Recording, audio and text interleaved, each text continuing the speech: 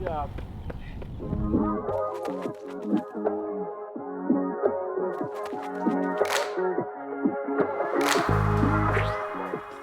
It's happening.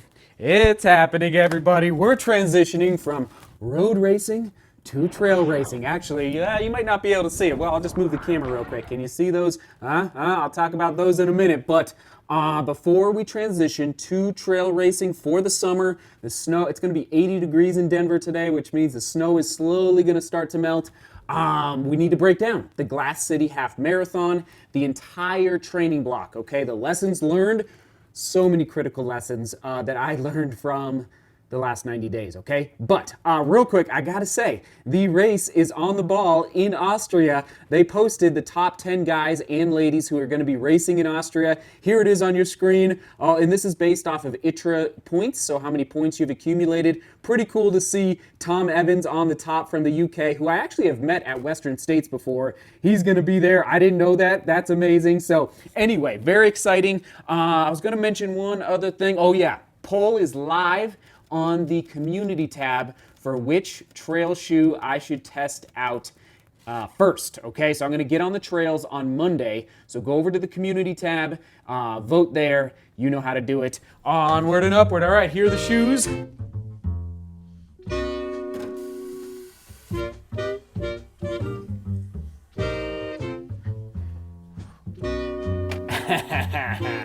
Hi, buddy.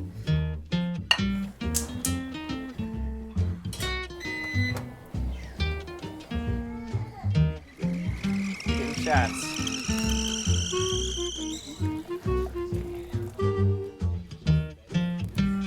Okay, the post is live. It's titled Perk Alert, You Pick the Shoe. And so Monday, hitting the trails. Oh, it's gonna be beautiful. But you gotta pick the shoe that I test out first.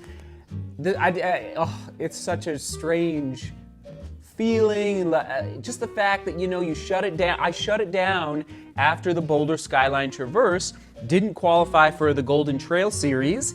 That was October, and so it's like November, December, January, February, March, April. It's 6 months of not doing what I really, really love, the mountain and trail. It's hard. So anyway, very excited. Thanks for helping me turn that doorknob. I'm not exactly sure how these posters ended up in the car, but sure enough, they did. We definitely need these for the discussion.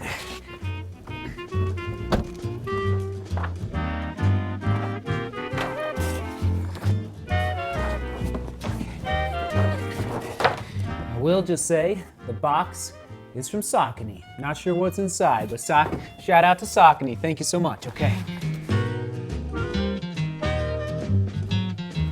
Let's go. Toledo Half Marathon, the Glass City Half Marathon. There it is. Soak it in. Hard facts: volume, confidence, speed, and coaching. Okay, we're gonna break all those 5 points down as we analyze this entire half marathon training block. Of course, I will use these poster boards, which I don't know, maybe I should try and find a place to keep these long term just to reference down the road with all of you in the studio. First of all, let's dive in. If you've been watching the vlog a lot in the last 3 months, you've heard of this a lot before, but I'm just gonna read for everybody that was not here for the last 3 months. Okay, the hard facts, here we go. This is my third road half marathon ever, this was in Toledo. It was a 91-day training block, including the race. I took a 7-day rest break between Naples and Toledo. So Naples was the previous half marathon in Florida, and then I took 7 days off of no running, okay?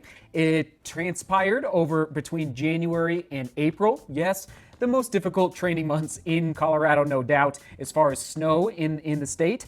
It was the highest volume, so mileage, of my entire life as a 35-year-old. Most of you know that. So I did, my highest weeks were 140 miles back to back, okay?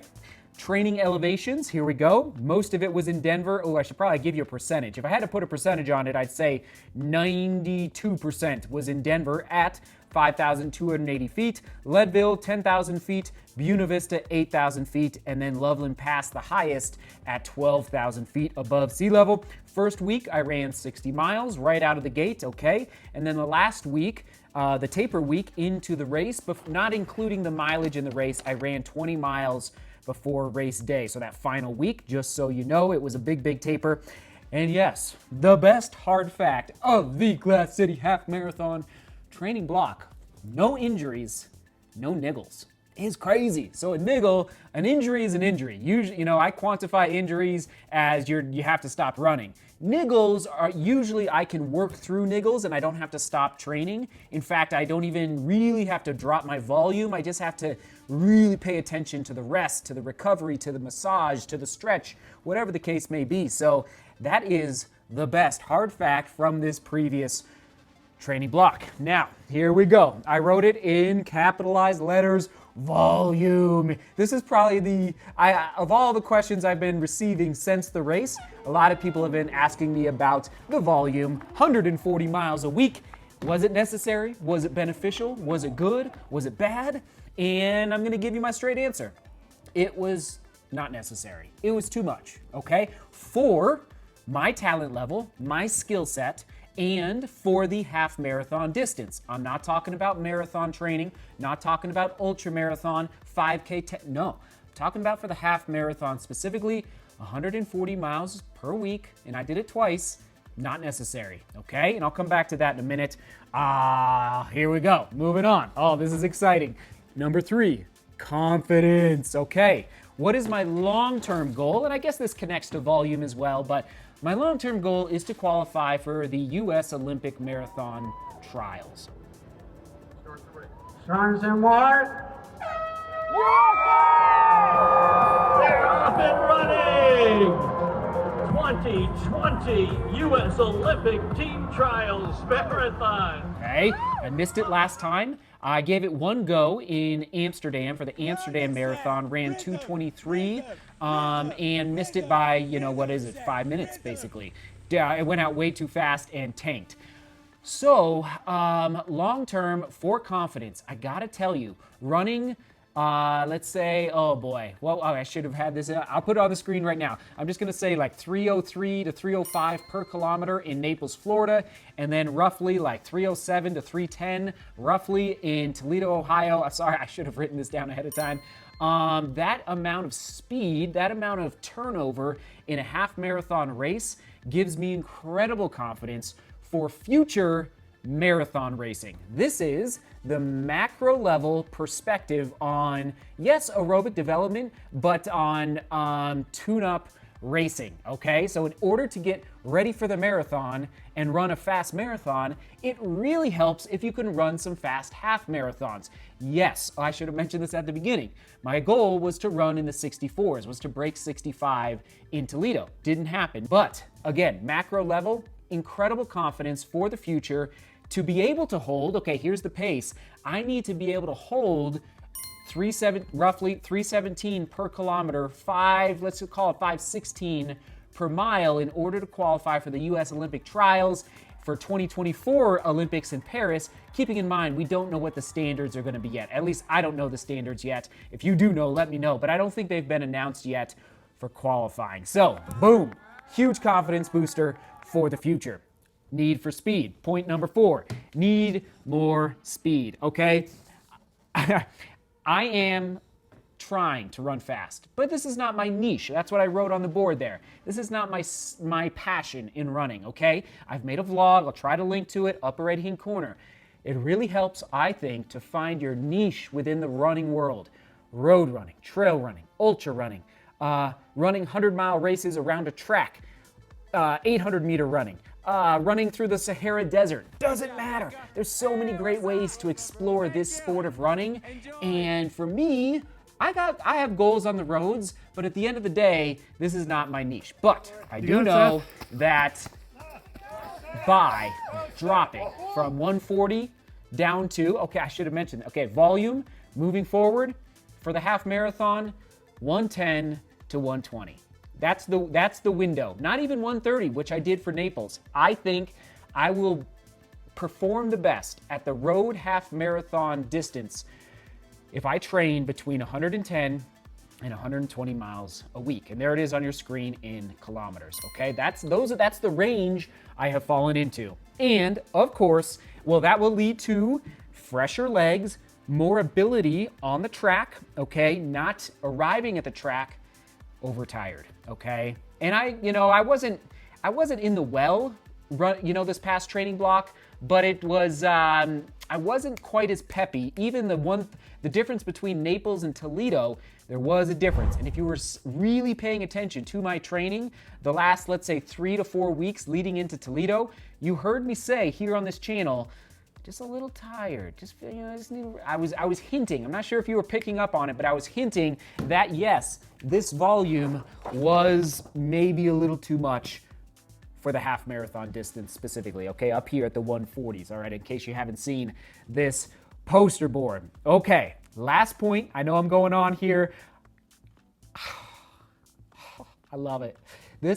So I don't know if a coach would let me run 140 miles a week for a half marathon training block. I have no clue if I were to go out and hire a coach. And frankly, like a lot of people ask, like, Seth, why don't you hire a coach?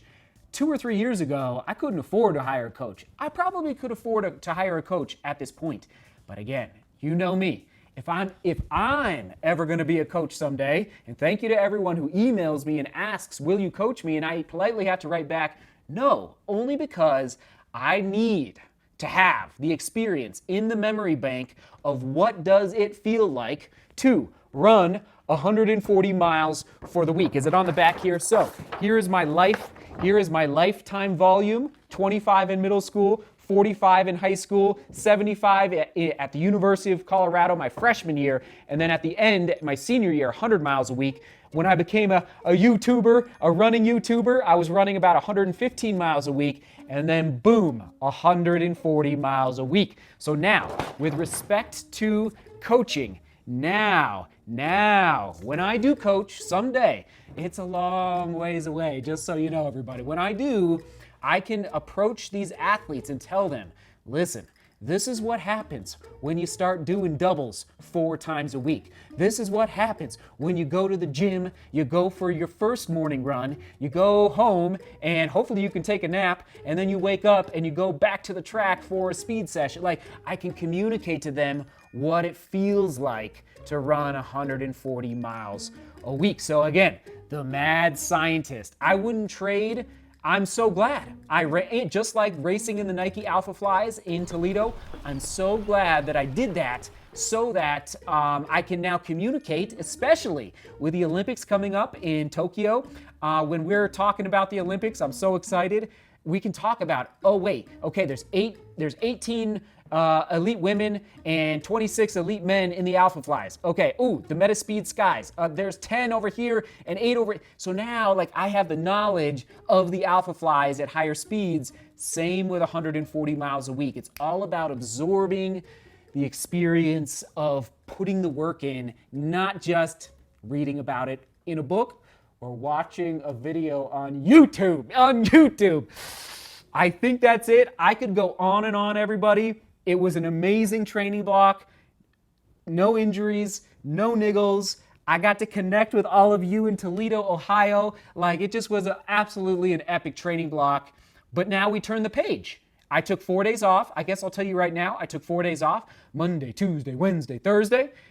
Was that right? Yeah.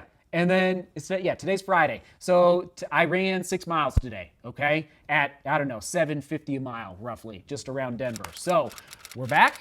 We're gearing up, and I'll talk about the next race at another point. I love you all. I could go on and on and on and on. Instead, we're going to toss it to the breaking down the Naples half marathon, okay? So I actually haven't watched it in a long time. So anyway, I don't even know, but maybe it might be interesting to see how I broke down that race compared to this race. Again, didn't hit 64, but I have the knowledge now. It's so exciting. I love you guys. All right, right there.